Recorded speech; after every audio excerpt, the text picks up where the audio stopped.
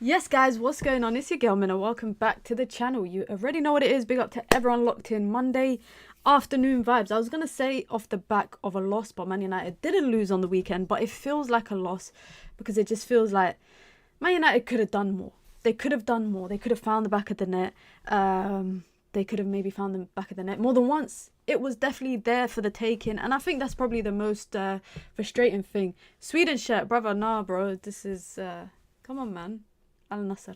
Al Nasser shirt. Big up to Hissam in the chat. Rodri did his ACL. You know what? I was actually going to do a video about just the Premier League weekend because I think it was quite an interesting Premier League weekend outside of United's result. But when I did see that injury on Rodri and the way that he landed, obviously, I said, yep, that's an ACL. I'm not an ACL specialist, but when I saw it, I said, yeah, that looks like his ACL, because just the way that he landed and obviously his reaction, the way that he was evidently in a lot of pain and a lot of agony, I could just tell that that was something serious. And, you know, if you think back to when Liverpool lost Virgil van Dijk to an injury similar to that and how their season panned out because he's so important, I would actually equate that to being a similar level of importance. Like, Rodri is as important to City as is Van Dijk to Liverpool. So it will be very, very interesting to see what goes on, how the season goes on for Manchester City. Because let's quickly just touch on yesterday's game between City and Arsenal. Firstly, that was primetime football. Like, what Arsenal did in that second half, I'm not going to lie, I can imagine how gutted they feel walking away with a point.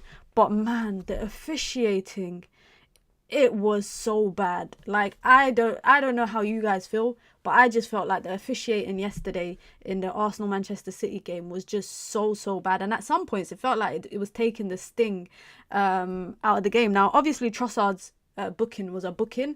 And what I don't understand is you've seen Declan Rice do something similar a couple of weeks ago, and then you go and do something similar again. Now, I didn't think he got booked for that little nudge in the back. I think he got booked for kicking the ball away.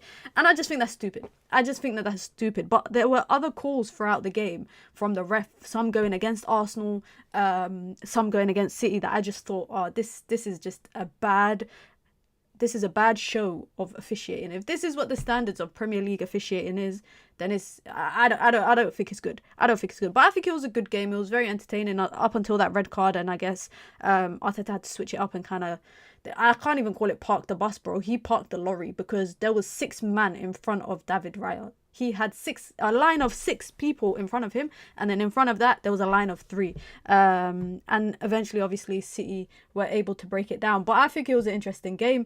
It was a nice way to wrap up the week of Premier League football. And then you look across all the other kind of Premier League fixtures yesterday, and you're like, it's only United that didn't get a result in the big clubs. Spurs won, Chelsea won, Arsenal got a draw against City. They got a point. Liverpool won.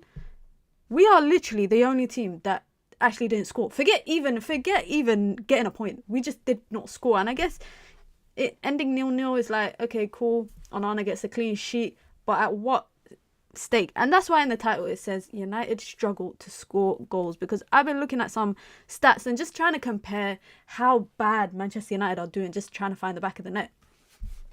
It's not looking good, guys. It is not looking good. Big up to Dipesh, says, congratulations, Min, on your nomination. Well deserved. I hope you win it. I appreciate it. Listen, I'm nominated against some big dogs. Like, well respected, I'm like big dogs, new content creators, but yeah, if you guys want to vote for me, go and vote for me. Link is pinned in the chat, and it's on the community tab of the channel, and it's on all my socials as well. The voting closes 13th of October, so about 3 weeks away. Voting closes, and yeah, just go and vote for me, and also make sure you vote for United View, because if you're voting for me, you gotta vote for United View, because United View are also nominated as well.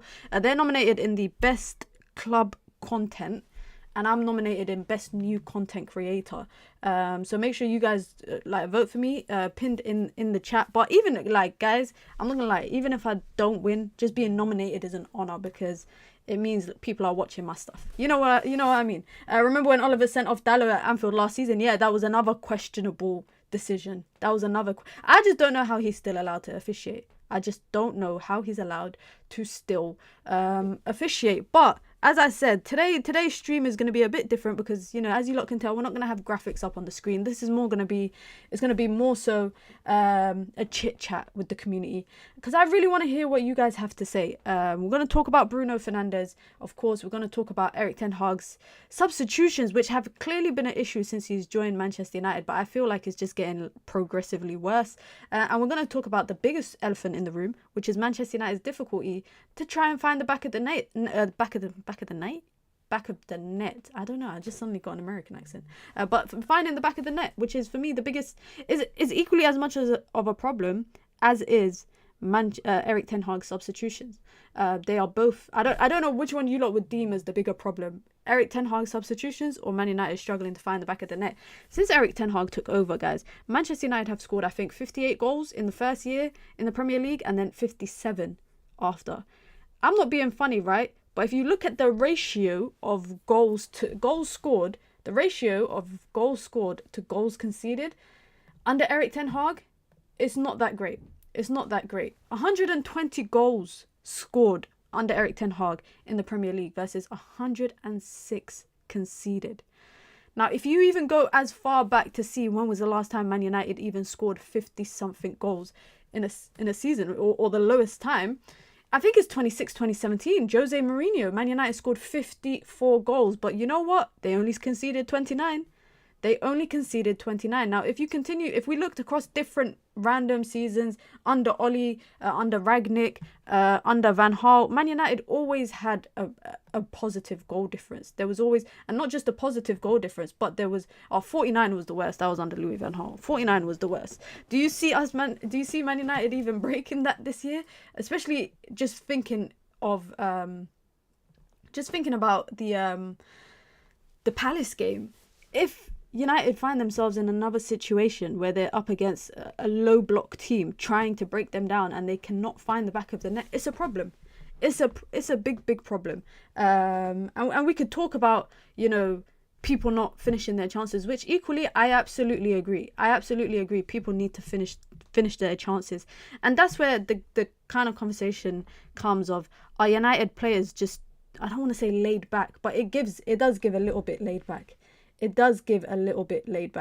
Jarvis says Ten Hag subbed in Xerxes when he scored the winner against Fulham. He also subbed Garnacho when scoring last minute against Southampton. But hey, the agenda is real against our manager. That is a valid point. Maybe we should rephrase the question. And kind of look into and try to understand, why is it sometimes the subs are well off and sometimes the subs just get the job done. Maybe that is the bigger question.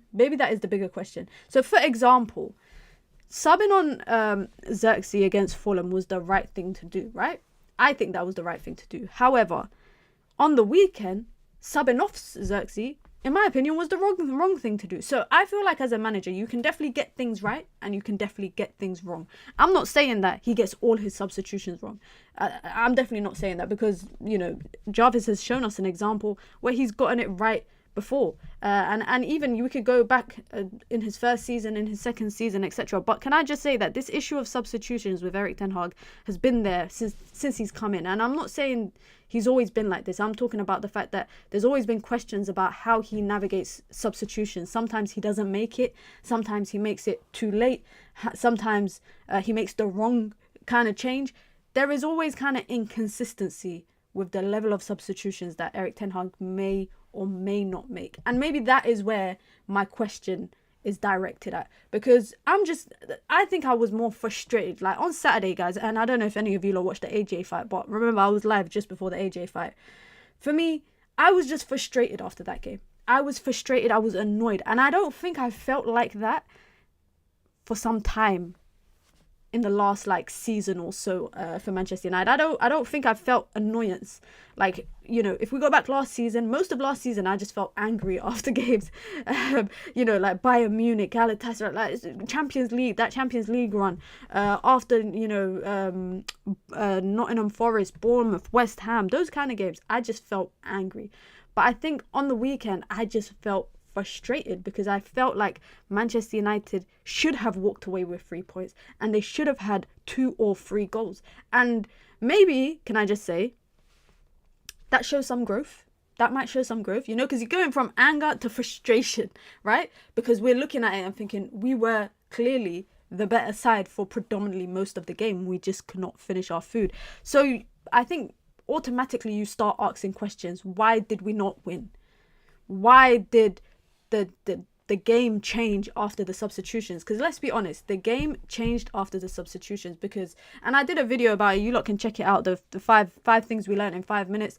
I spoke about Glasner's changes and how despite Glasner making changes and it allowed Palace to kind of find their footing in the game, Manchester United were still very much able to deal with those changes, right? Because he brought on more direct players. He brought on Ismail Assar, he took off Mateta, you know, making runs in behind, and Ketia, Eze, etc. Man United were able defensively to deal with that. And that's why I feel like when we talk about Man United in this season, I think the biggest questions are about going forward and finding the goal going forward. Because defensively, if I was to talk about the defensive aspect of Manchester United on the weekend, I think it was a much better showing defensively. However, my point, like my main point about the changes that were made was that Man United were able to deal with Palace's changes, right? To an extent. Maybe not completely how they did in the first half, but to an extent they managed to deal with it. But I feel like Man United's changes completely changed the game for them, and not particularly in a good way. Not particularly in a good way. And I can sit here and say Erik ten Hag got it wrong. But equally, I can sit here and say, well, Garnacho gets that chance in front of goal. He gets two chances in front of goal. He needs to put one of them away. He has to put at least one of those chances away.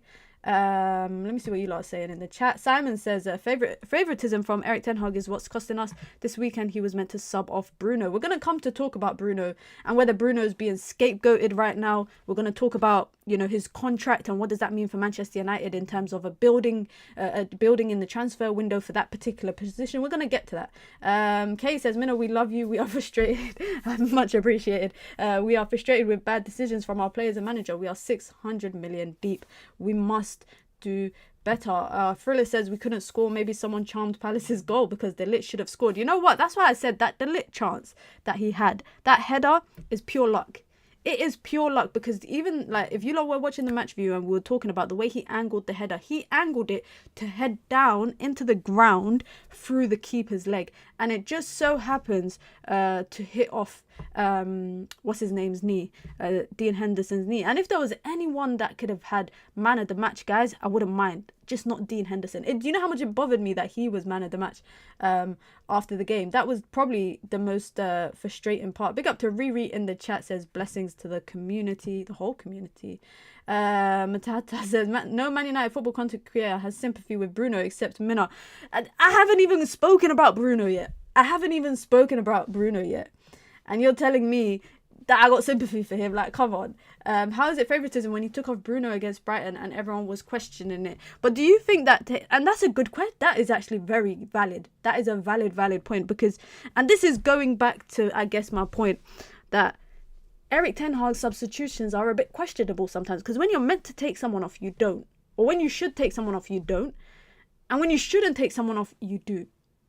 Do you guys get what I'm saying? At that point, I'm saying his substitutions are really, really questionable. I don't know if you guys, I don't know. Do you guys feel the same? Do you guys feel the same in that element? Big up to Colin, says, hi Minna, we didn't score, of course, but for sure Man United games have lately changed for sure.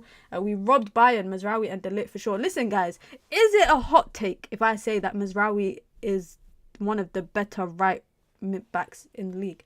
Like, I was having a conversation with one of my friends about this yesterday, and we were just talking about the best players in the league so far, like position for position. And I said Mazraoui has to be in the conversations of right backs. But then my friend said to me, well, how can Mazraoui be in the conversation when, you know, Luis Diaz dunked on him? And I was like, yeah, but if you're talking about the gap that he's come in and filled at Manchester United in terms of the fullback position, I'm not necessarily saying he's replaced Diogo Dalot, but I'm saying that, you know, Diogo Dalot has shifted to left back where we've seen him play. He's played there for Porto, etc. I feel like Mazraoui needs to have his flowers. Like, I said this coming into the season. After that first game, Fulham, I said this guy is going to go down as bargain of the season. 15, 12, 13 million, however much it was that United paid for him.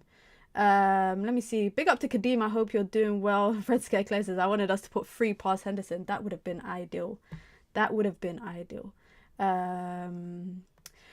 Mino, your analysis is absolutely spot on. Maybe it's hard luck that cost us the game. Maybe it is. You know what? That's the thing. Like, I actually think we can't sit here and just kind of, what's the word? Like, kind of just dwell on it too much, because I feel like it's probably one of those games where, you know what? It is what it is. It is what it is. Like, we can't overanalyze it too much.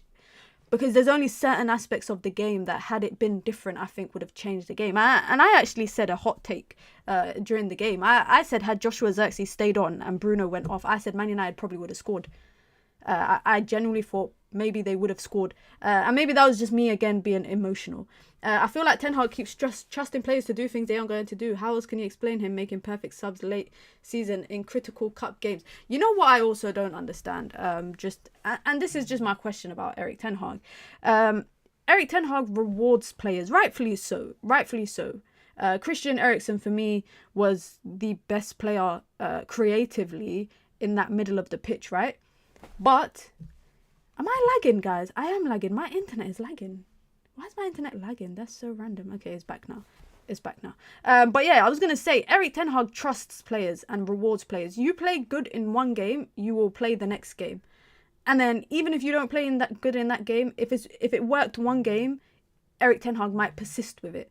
And sometimes I don't feel like that's the right thing to do, because, going into the game against Brighton, I had a big question mark on top of why... not Brighton, sorry. The game against Palace, I had a big question mark. Why was Eriksen starting? But as leading into the game, I was on the match view and I said, I can imagine Eriksen playing because of X, Y, Z. And that was the exact reason why he was playing. Manchester United were aiming to have more possession, and not only that, be more, responsible in possession. And Christian Eriksen allows Manchester United to do that. Bruno, for me, should have gone off. And Eriksen, of course, he ain't got the legs to handle it. He ain't got the legs to handle 2 games back-to-back 90 minutes. And that's where I think if you've got such a fluid player like Joshua Zirkzee, who can give you something different, that a different dynamic in terms of creativity, and you've got Højlund and you've got Rashford as striker targets, you should utilise that. Because Erik Ten Hag had no qualms about using Weghorst as a 10, right? He's done that before. So he should be able to do that again. Big up to Joe says, congrats, Minna, for getting nominated. Appreciate it. Listen, guys, if you don't know, now you know. I have been nominated. Pinned comment in the chat. It's the pinned comment in the chat. I was going to say you get your badges, you get your emojis. That's not what I'm promoting, but it's the pinned comment in the chat. You can go there. If you go to Best New Content Creator, I have been nominated. You're still lagging. Yeah, I know. I don't know what's going on. My internet has been horrible. Yeah, I don't know what to do, guys. My internet provider is killing me over the last couple of days. Let me see if I can fix it from here. But yeah, make sure you guys vote for me. If you go to the link that's pinned in the chat, go to Best New Content Creator, and then click Minna Ibrahim. And then when you do that, go to Best Club Content and vote for United View. Yeah? Vote for United View. When you do that, when you vote for me, then you vote for United View. Not lagging to me. You people on microwave settings. Maybe it's my... You know what? I actually think it's my internet that's lagging on my side. Because for some reason, on my screen, I've got like the YouTube back end system opened up and I'm lagging on there. I don't know. So maybe it's not for everyone. Thank you guys all for the congratulations, man. I appreciate it. I don't even know who nominated me in the first place. So whoever nominated me in the first place, thank you very much for nominating me. But just quickly back to the problem that Manchester United have, and that is obviously scoring goals. Scoring goals is a big issue that Manchester United have. Since Erik Ten Hag took over, Manchester United haven't hit the 60 mark, guys, right? Erik Ten Hag, coming into his 3rd season at Manchester United in the Premier League, Man United have not hit the 60 mark in the league when it comes to goals. Just for some context, Oli comfortably hit the 60 mark. And I understand at that time, Rashford was flying, Martial was flying, Man United had Mason Greenwood, etc., Paul Pogba, la-di-da-di-da-di-da. But am I the only person that's concerned that Manchester United are not scoring in the manner in which maybe they should be. And I'm not saying we are of Liverpool and the Arsenals and the Cities when it comes to scoring. I mean, I'm pretty sure Haaland has more goals than Manchester United. I actually think he's on 10 goals, I think, so far this season, and we're like 5 games. We're 5 games in. However, I can't be so harsh. Like, for me, the issue of scoring goals doesn't solely go on the manager's shoulders. And I think, and I really hope a lot of people can also differentiate that.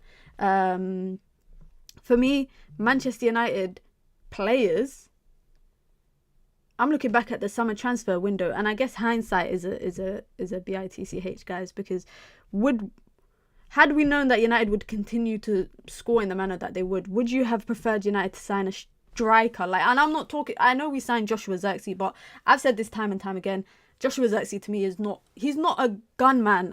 Please, YouTube, don't demonetize me for that. I'm not talking about literal gunman. I'm talking about in the context of finding the back of the net and scoring. For me, he's not that. He's not that. And you see Solanke just got off the mark with Spurs. He only got off the mark this weekend with them. You see Ivan Toney has gone to Saudi. You see Arsenal, who don't have a number 9 per se, but they spread the goals across multiple people. You know, against City, their backline stepped up. Their backline stepped up. Gabriel has scored, I think, against most of the big 6. Most of the big 6 away from home. When they don't have, you know, they hooked Saka. Arteta hooked Saka at halftime, right? Went defensive. But their defensive players stepped up and scored goals. They're able to distribute it amongst the team. Whereas with Manchester United, I think a lot of the time, and I don't know if you guys feel the same, because this is how I feel. I always think, where's the goals going to come from? Is it going to come from Ahmad? Is it going to come from Bruno?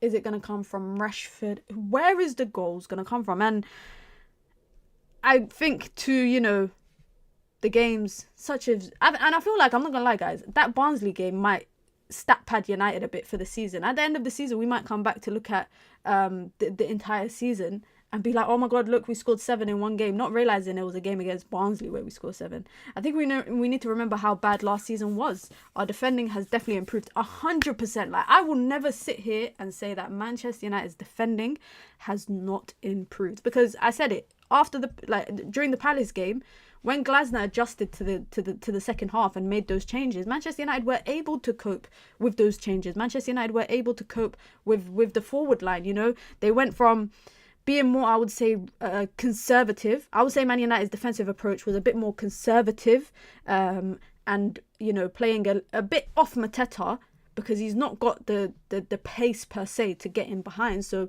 everything is going to be a physical battle between him and De Ligt. And they moved from that to, you know, tucking in and getting tight to their man, getting tight into Ismail Assar, getting tight into each other so that, you know, they can intercept the runs in behind, etc. I think United dealt with Glasner's changes very well. And I guess that's what probably makes it more frustrating that United drew. Like, that actually makes it more frustrating. And I think about the defensive shape of Man United over the last 5 games. Even the Liverpool game, guys. The Liverpool game, Man United lost the game, in my opinion, in the midfield. That's what gave the game away, because of so much erraticness in midfield. And one thing I will say is that last year, it's like Man United make one mistake and suddenly everyone just loses composure. And I feel like that issue arose against Liverpool. The issues from Casemiro's mistakes kind of unsettled everybody a little bit, and it made them a bit uneasy, if you want to say that. And suddenly they're starting to make mistakes. You'll see Licha making mistakes, or Mazraoui, or anyone in the back line. Whereas I'm hoping that mentality kind of changes and kind of shifts. But I'm not going to lie, guys, I am worried. Erik Ten Hag's plan is to hope teams play high line and have Bruno pinged ball over the top to Garnacho and Rashford. It's obvious that's the only option this manager has, and that's why. You know what? Funnily enough, that's what Manchester United reverted to after Joshua Zirkzee came off. And this is my point. I was more happy with the style of play and performance in the first half. And it's like Man United and Erik Ten Hag panicked and thought, okay, let's just revert to what we know, put Rashford on the pitch, runs in behind. And Onana kept going long. Guys, Man United, I don't know if you saw the heat map after the game, right? The pass map after the game. But it went from a lot of passes to just long balls. Long balls, people, and I don't know if you realize Bruno does it a lot as well, and he's always trying to find that long ball. He's always trying to find that, I would say, chaotic pass. I would actually say that chaotic pass. He's always trying to find that chaotic pass, and sometimes, and especially the Palace game on the weekend, it unsettled the game a lot more rather than, you know, like, I feel like sometimes Bruno might look at a game and be like, I need to take it by the scruff of the neck, you know? I need to take it from the scruff of the neck. I need to put the team on my back and carry them through. And sometimes he's doing more harm than good. And that Crystal Palace game is a prime example, because there was one moment, guys, I don't know if you lot remember. I wish I could play you lot the clip without getting done for copyright, but I'm going to try and describe it as well as possible to you. The ball was with Mazraoui on the right-hand side. He went to Ahmad. Kobe was next to Ahmad. He played it to Kobe. I think he went back to Ahmad, and then Bruno came. So there was about 4 of them within each other's kind of vicinity. And it's suddenly Bruno tried to play he tried to backheel it. He tried to do a backheel. It gets blocked. The ball lands back to him, and he tries to do a reverse pass behind him. First time where he just turns and volleys it, and he smacks it into the Crystal Palace player that was right in front of him. He smacks it onto that person. And what happens? Crystal Palace are on a break. And that's probably one that I'm just mentioning. But there's other examples I could definitely give of that happening. And like in a game where it's really a tight game, because that Crystal Palace game, if it wasn't for Onana's saves, and I criticize Onana when he does nonsense, so I'll praise him when he does something good. Onana saves United, and had he not made that save, I promise you, I think the slander on Bruno's name would have been 10 times worse than what it is right now. I think it would have been way worse. I think had Man United lost that game to that moment, where I think it was Ismail Assar going for the rebound and Onana doesn't make that save, we'd be having a different conversation right now. And just on the topic of Bruno Fernandes, for someone, in my opinion, I don't think he's good on the ball. Like, I don't think he's good in terms of like dribbling, like a 10 should. Someone who's able to dribble. I feel like we know he's slow. He's not the fastest player. He takes too many touches on the ball. He takes too many touches on the ball. And the biggest, and to me, that is a hindrance. Because if you, I like the Man United players right now in Ten Hag's system that don't take a lot of touches on the ball. Because to me, someone who takes a lot of touches on the ball doesn't know what they're doing with the ball. Someone who takes minimal touches on the ball knows exactly where they need to be and what they need to do. Why? Because they get the ball out of their feet and they're into their next position to link up with the player. Like, for me, that is clearly a technical kind of attribute that players have. And maybe Bruno Fernandes lacks that. He takes a lot of touches on the ball, which sometimes for me is one touch too much. Because by the time you've taken all those touches, you've probably lost the opportunity of playing a pass. You've missed the run that someone's made, or you've missed a more easier option to go for. And then by then, you just look up and you're just spamming a ball halfway across the pitch. And obviously United have given Bruno a new contract. Man United have given Bruno a new contract. So my question to you guys, and then I'm going to get to the comments. My question to you guys is, do you think Manchester United have set themselves back a year or two in that position by giving Bruno that final paycheck that he was looking for? Because he's one of the I think he's like the 4th or 5th or 6th highest earner in the league. He's on like 350 now. So does that mean United are not looking at the 10 position or the creative position as a place to improve? Because in my opinion, even if his role was to regress down the pitch and go to like an 8 role, I still think he'd be a problem there. I still think he would be a problem there. So I actually think United giving Bruno that new contract, it had to be more so out of loyalty than anything else. Let me see what you lot are saying in the chat. Bruno overcomplicates everything, using the outside of the boot to try stupid, reckless passes instead of playing it simple. Just quickly on that. I don't know if you saw that shot he had on goal. I'm going to try to describe it for you guys again. It was a one-touch link-up with Xerxes. Xerxes playing back to goal. He's got Mark Gahey, I think it was, occupied, or Richards. Bruno plays to him. Xerxes, they're playing one touch. Plays to him. Bruno has two options, right? He can hit it first time with his right foot and it's going to drag across, like kind of across him. Or he can do the other thing where he lets the ball run across him and then strike it. What would happen then if he did that, which for me would have been, I think, the better option? If he let him run past him, he's taking the defender on his left out because the ball's past the defender. He's out of the game. The only threat you have is a defender coming from the right side. If you can strike it quick enough and you can use your arm to kind of give you some space away, no problem. But instead, he decided to hit it first time outside of the boot. I was just like, what? Bruno is world class, better than... Pat Gemini says, Bruno is world class, better than Musiala at dribbling in tight spaces, more press resistant than Xavi, better with his back to goal than Xerxes, composed more than Maino, Captain Magnifico, undroppable. I don't know. I hope you're being sarcastic. I think Bruno is still being protected. He isn't getting criticised the way Pogba did, and Bruno actually deserves it. For me, like, I will criticise a player because they are... I'll only criticise players, not because I feel like they deserve it, but because I think that there's an issue with what they're doing. Pogba's criticism, we know kind of what that was about. We know what that was about, yeah? Like, I don't need to say it for you guys why Pogba, I think, got as much criticism as he did. And it's one of them ones where I think with Bruno Fernandes, I think the criticism is warranted. I do think it. I wouldn't say he deserves to be abused because, in my opinion, no player deserves to be abused. Every time we play good football, Erik ten Hag steps away from his way, and it makes him uncomfortable to see us playing good with maybe the tactics from Ruud or the structure, but he wants us to win using his style. Unless it's intentional to take the sting out of the game and slow the game down, but it definitely takes awareness and vision to play that way. I agree. I 100% agree.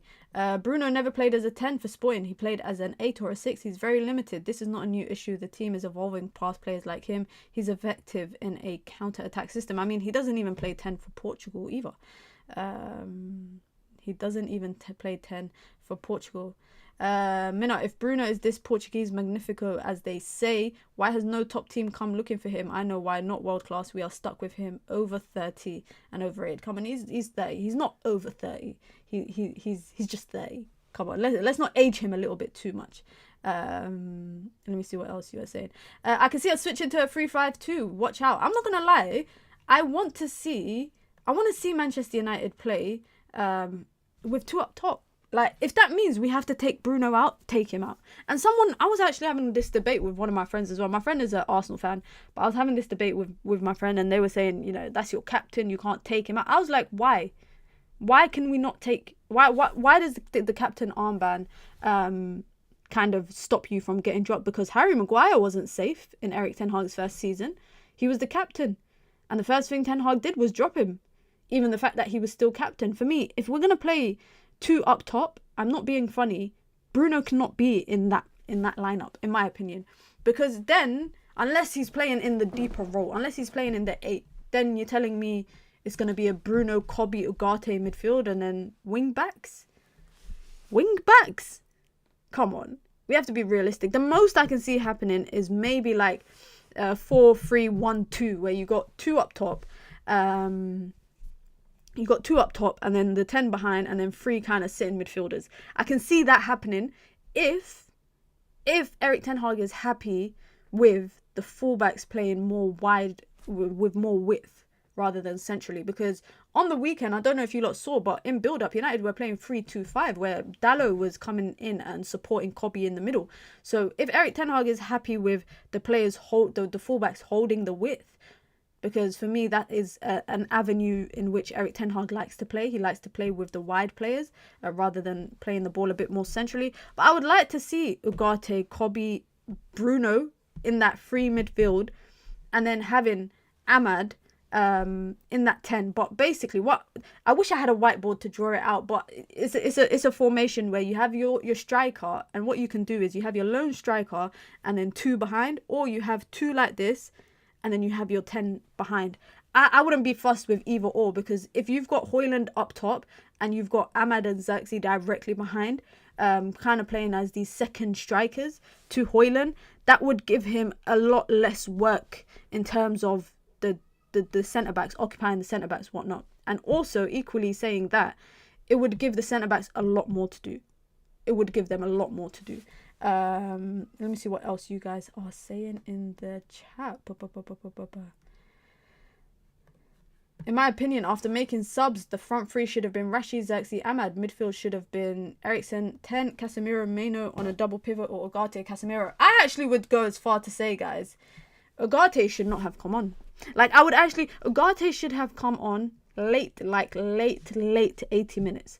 Because for me, if you're chasing a goal, and I don't think United were chasing a goal, that's why I feel like the substitutions were just to shut up shop and just revert back to long ball.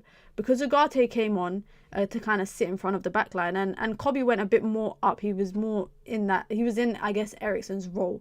And I feel like if you are chasing a goal and you've got the option of Ugarte or Casemiro, you'll bring on Casemiro and play him more advanced, because he is the guy that has proven that he can get you goals, especially from set pieces. And Manchester United had quite a few set pieces in the last 10 or 15 minutes of the game.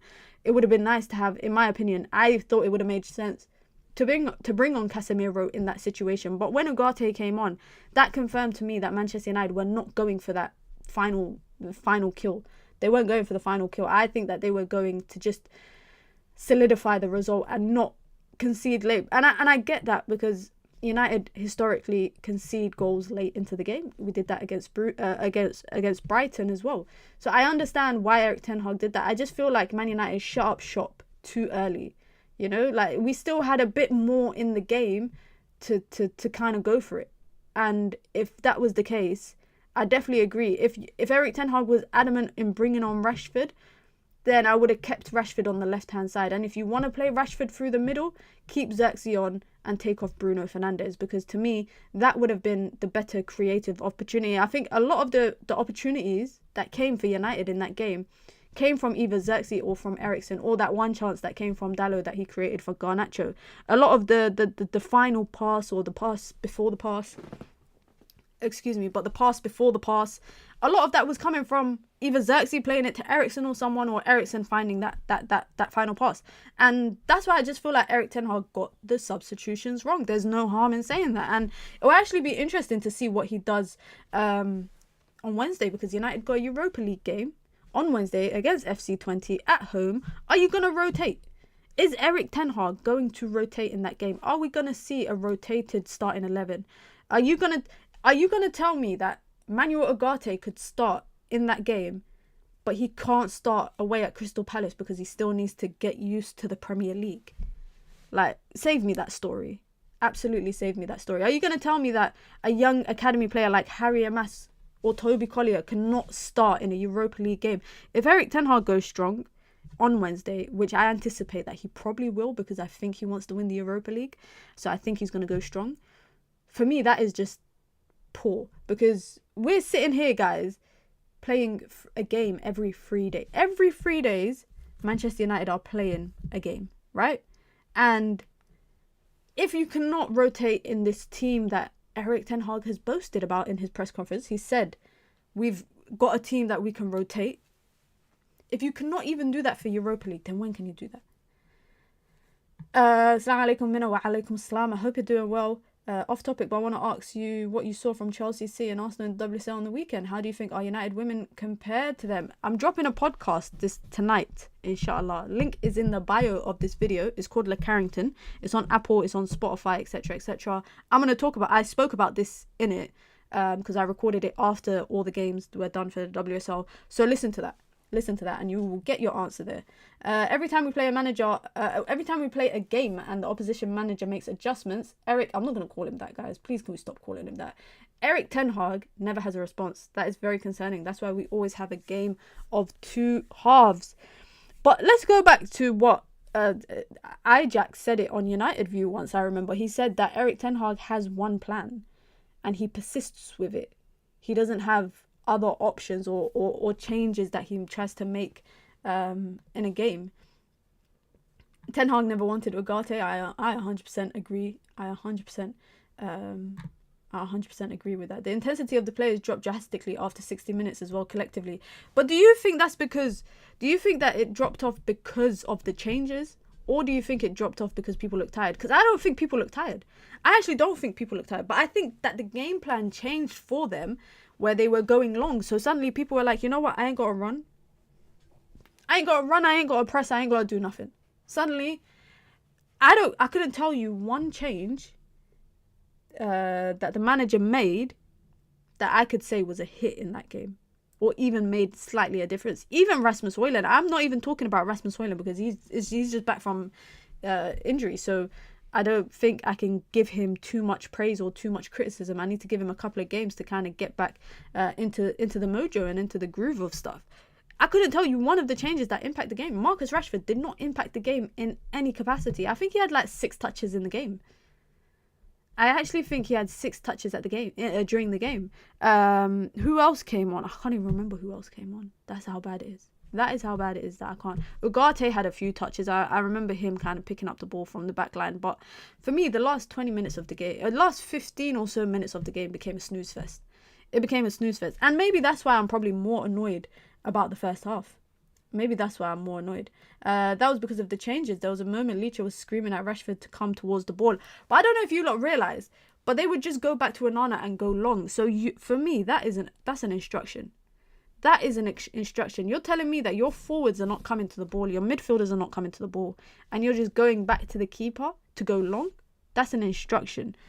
Poor decision making to put Rashford up top. You know what? This Rashford up top gimmick for me, it needs to end. Because we know, and he knows, that he does not want to play up top. And he doesn't want to play up top as a lone 9. I wouldn't mind Marcus Rashford up top as if he's playing with another striker. It wouldn't bother me.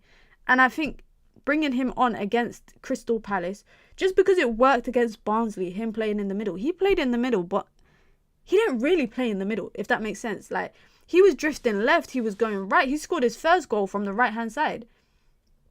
So he was kind of moving fluidly across that front line. Marcus Rashford is not a guy that you play through the middle. And this gimmick, I'm saying it's a gimmick, but it does really need to end. You still think Rashford is scoring 25 goals this year? I'm sticking by it, man. I got to stick by it. I committed to it. I got to stick by it. Let me see what else you guys are saying. He will, big up Lil Yo-Yo says he will rotate with the first team players though. Will he? Will Erik ten Hag rotate with the first team players on Wednesday? I don't think he will, because bear in mind, he went quite strong against Barnsley. Like, he went quite, bar like people like Bayinda, etc. He went quite strong against Burnley. Maybe the Barnsley, sorry. He had Casemiro, Rashford, Garnacho. I don't think it was I don't think it was that heavily rotated. One game against Barnsley and people want him to start over Xerxes whilst they cussed him out all of last season to stop playing up top. Listen, for me, I like Marcus Rashford. You lot know my stance on Marcus Rashford, but he can't play up top. And I will even go as far to say as Joshua Xerxes should be, you know, there's some names that should be the first name on the team sheet. If you are playing against a team that's low block, Joshua Xerxes should be the first name on that. He should be the first name on the team sheet if you're playing against a low block. If you want maybe someone to you want someone running in behind, all right, Højlund. But Joshua Xerxes for me should be playing. And you know what's funny? I see a lot of people getting annoyed about Joshua Xerxes and, you know, saying that we brought a striker that can't score. I think we brought a striker whose job is not to be a number 9. Like, I think we brought a striker hoping to replicate Bobby Firmino at Liverpool. Like, I think that's what we've brought.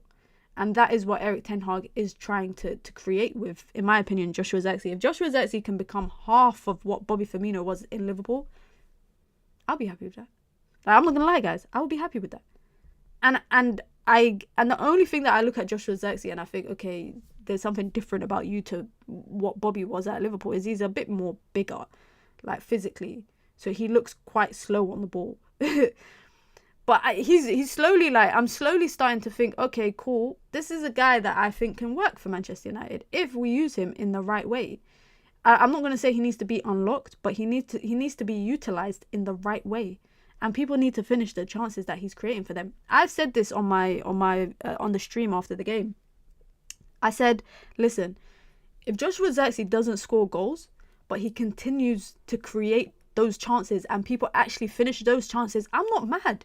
I'm not going to come at the end of the season and be like, oh, look, he had 12 assists and 4 goals. He created 12 goals. Like, equally, that is as beneficial to Manchester United as him finding the back of the net. And that's why I think I want to see him and Højlund play together. That's why I want to see Rasmus and Zirkzee play together. Because if Rasmus got 15, 16 goals in all comps last season, half of which he probably created for himself, if he's got a Zirkzee behind him, he's gonna, like, we know Højlund can find the back of the net, especially in difficult scenarios. So if he's getting those moments created for him, he will find the back of the net. I love Bobby and what he was for Paul. So if he can be a Bobby, I would love that. Listen, if he's half of what Bobby was, yeah, guys, we'll be good. We brought Zirkzee to replicate Martial and Weghorst because combination.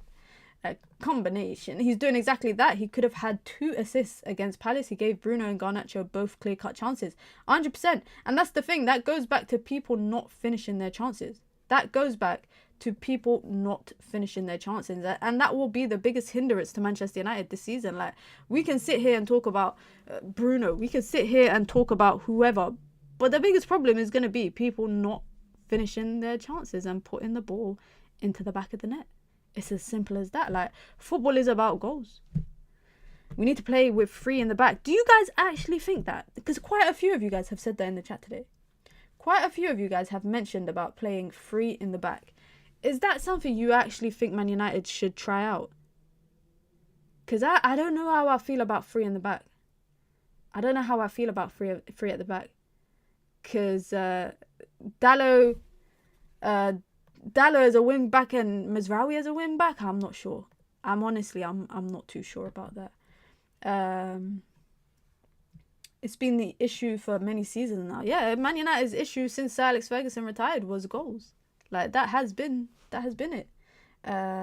We already build up with 3 anyways. That's true. So what are you saying, guys? 3-5-2 is the formation that you want to see United playing. Leacher scares me sometimes, guys. I don't know if you lot feel the same, right? And I love Leacher. He's one of my favourite players, but he scares me sometimes. He really scares me sometimes. I just don't... You know, like, you can take the man out of Argentina, but you cannot take Argentina out of the man. And that is the best way to sum up, Lisandro Martinez. Once an Argentinian, always an Argentinian. He just reminds me of a better version of Rojo with the recklessness that he does. Like, that thing that he did against Palace, had he touched someone's foot with that, I think he would have got sent off. I actually think he would have got sent off. But big up to everyone. Be sure to hit the like button if you've just come through. As I mentioned earlier on the stream, guys, I've been nominated for an award. It's the pinned comment in the chat, and it's going to be pinned on every stream that I do. So if you have not voted, please do go and vote. I don't know how many times you can vote. You might be able to vote multiple times. I'm not 100% sure. But if you ain't voted, please do vote. And if you want to vote for United View, you can as well. I'm nominated in Best New Content Creator. And United View are nominated in Best Club Content. So make sure you guys check that out. If you want to join the Minions Gang, aka the membership club, you get your badges, you get your emojis, you get your custom member content, and of course you get to support the growth of the ever-growing channel. Then check that out. It's not pinned, but it is in the bio of the video right now. Follow me on Twitch because I'll be live at 8:30 p.m. UK time, Ultimate Team FC 25. Shout out to EA for sending me the game. And guys, I got a lot of content coming this week because we got a lot of stuff happening. I can't spoil it, but we got a lot of stuff coming. So make sure you guys stay posted and subscribe, turn on your post notifications and all of that stuff as well. Ten Hag's biggest challenge throughout his tenure has been trying to force Rashford and Bruno into his system. He won't truly succeed until he permanently drops both. Oh, Jarvis, is that a hot take? Is that a hot take, guys? Or do you guys agree with that? Do you think both need to be dropped or one or the other has to be dropped? Because I've seen quite a lot of people kind of share similar sentiment to that. When is the EA game? I'll be streaming in 3 hours' time on Twitch. I'll be streaming in 3 hours' time, playing on Twitch. And I'm bringing back career mode on the channel. So when I start the career mode stuff, it will be here as well. 3-2-5 in possession, 4-4-2 out of possession is what we're currently doing, and it's pretty much the current ideal system in football. That's true. Yeah, so Man United are technically playing 3-2-5 in possession. I mean, we've only started playing 3-2-5 this season. Like, over the last 2 seasons, Man United have been playing 3-1-6, which has been whooping our ass every time. But that's true. Out of possession, we are playing 4-4-2. I think there was even a game. I think it was Liverpool away last year at Anfield. We were playing 5 in the back. Stream on YouTube, Mina. Listen, I really need to increase. I need to increase my activity on Twitch. That's the only reason why I'm streaming on Twitch. But if you guys want me to stream simultaneously to the channel as well, I can do that. Yeah, let me know. Let me know. Should I stream simultaneously? Is the Straight Jacket podcast on? You just reminded me. Yes, it is. It's on in 6 minutes time. So yeah, after this stream, guys, follow me over for the Straight Jacket podcast as well. Steffi says yes. Okay, because Steffi said yes, I will do that. Because Steffi said yes, I will do that now. All of you guys are actually agreeing with what Jarvis said about dropping both Bruno and... Damn, you lot are all agreeing. I feel like Leacher was overrated in a poor season, and now Leacher is being found out. Players aren't scared of him anymore. You're saying that people feared him before and they don't fear him now. Is that what... Dropping Bruno and Rashford. Let me repin the comment here. Jarvis says Ten Hag's biggest challenge throughout his tenure has been trying to force Rashford and Bruno into his system. He won't truly succeed until he permanently drops both players from the lineup. I don't think it's both of them, though. I actually don't think it's both of them. But I also think, based on this season, like, one thing that I think we struggle with quite a lot is when we talk about players, we talk about like their time under the manager, right? But if we just focus on this season, for me, I would take Garnacho and Ahmad as the starting wingers over Marcus Rashford. And you lot know I'm someone that is fond of Marcus Rashford and I want him to do well. But I think Garnacho shows a bit more of consistency game in, game out in comparison to Marcus Rashford. And I wouldn't have been, like I said, on the weekend, but going into the weekend, I said I wouldn't be mad if Garnacho had started, in my opinion. But out of the two of them, if I had to pick, I don't know who I would pick. That's the difficult part for me. Shaquille says, I think 4-3-3 is our best formation. I also want to see 4-4-2, man. Take me back to the days when Man United... Take me back to the days when everyone used to play 4-4-2 in world football. Remember when it was the natural formation for everyone to play? Good times. That was football heritage, guys. That was real football heritage. Let me see what else you guys are saying in the chat just before we wrap up the stream. Bruno has played a lot of games. He needs a light bench. Maybe it might help him because he's been the main guy at United ever since we brought him. He's hardly rested. I mean, the fact that he came on against Barnsley, that shocked me. I could only think, by the way, that Bruno came on against Barnsley just to get some legs in him. That's it. Just to get some legs in him ahead of Crystal Palace. Like, for me, it didn't make any sense to bring on all those changes that you made. I mean, we were 5-0 up. You were 5-0 up. Maybe Ten Hag felt like they could do with some assists and some goals for their confidence. But I just don't see why you bring Bruno on. That's a perfect game that he can sit out. And not just him. I'm talking about any of the changes that were made. I can't remember exactly who came on. I remember Ahmad came on as well. But I just feel like that's where you have your young players, your academy players. When you're up 5-0 against a League One team in the Carabao Cup, you bring them on. And you just let them kind of get the experience. Big up to Adam's been a member for a month, says congrats on the nomination. I appreciate it, man. Thank you guys so much, man. Listen, like I said, it's just about being nominated. It's not about winning. If I win and I bring it home, that's a plus. So I appreciate all the votes if you lot are voting on there for me as well. Super says he just runs around. His stats his stats are only created chances. Very low in assists, very low in pressing. Mount came in for one game and had a higher pressing stat than the league in one game. Let me ask you guys a question. How do you guys form your opinions when it comes to like Bruno and Mount and that kind of stuff? Do you base it on assists? Like, do you base it on stats or do you base it on the eye test? Because I'm not gonna lie, I think I lean more towards the eye test rather than fully kind of basing it on stats. And when I base my opinion on Bruno Fernandes, I look at the chances that he creates, and I use the eye test to understand, are those legit chances that he's creating, or is it just a random cross into the box that no one's getting on the end of? Because if he does put a random cross into the box, that's a overhit cross or an underhit cross, that's still classed as a chance created. That is still classed as a chance created. And the reason why I'm mentioning that is because there was a moment in the Crystal Palace game where Man United were trying to break down the low, but it was in the latter stages of the second half, and Bruno just fizzed the ball across the box, literally like high. It had a lot of height on it. He fizzed it in and it went over everybody's head and it nearly went out of bounds.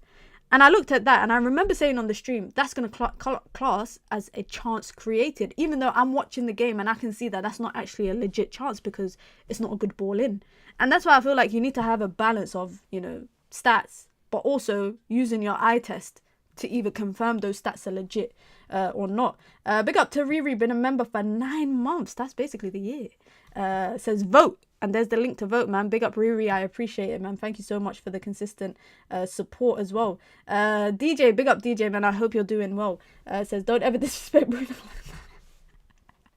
He's our most valuable, available and hard-working player. He may lose the ball a lot, but he's elite. It's crazy. I think the fan base is more divided on Bruno Fernandes than any other player in the team right now. I honestly, and I'm gonna say, both arguments are valid. Both sides of the coin is valid. The reasons for him is valid. The reasons against him is valid. And I understand that, but it's a good conversation to have, and I like to see that actually the chat is quite divided on it as well. That's interesting to me because that just means that there's people with different opinions here on the channel as well. But that's all we got, guys. I'm going straight onto the Straight Jacket podcast now, so come join me there. We'll probably speak more about Manchester United stuff. What do I have coming throughout the week? Tomorrow we'll have Daily Dose of Minute as well, kind of leading up to the FC20 game on Wednesday. On Wednesday, guys, something fun. I'm filming with Sky Sports. I'm filming something with Sky Sports for their channel. So when it drops, I will share it on the channel so you lot can check it out. So that's Wednesday. Thursday, I'm doing something special as well. And there will be a vlog for that as well. So that will come out in the latter stages of the week. Friday, I should be attending Crystal Palace women versus Chelsea women to do some content at Selhurst Park because that's the first ever game for Crystal Palace women in the WSL. So if you don't want to see a short for that or maybe a vlog for that, let me know. And then we've got content obviously coming every day. There will be streams every day here and on Twitch. And I'll find a way to kind of multi-stream to both platforms for the people that are not on Twitch. But if you are on Twitch, come over and follow me. If you play FC25, if you want to win a giveaway for FC25, come over because I might be doing a giveaway this week as well. Link is in the bio of this video. And as I mentioned, like I said, I am nominated for an award and so is United View. So if you're going to do anything today, vote for me and vote for the family at United View. But guys, don't go anywhere because this will redirect you guys to the Straight Jacket podcast where I bet it's going to be an entertaining one. Have a wonderful day, guys. Make sure you hit the like button on your way out. I'm out, guys. Peace.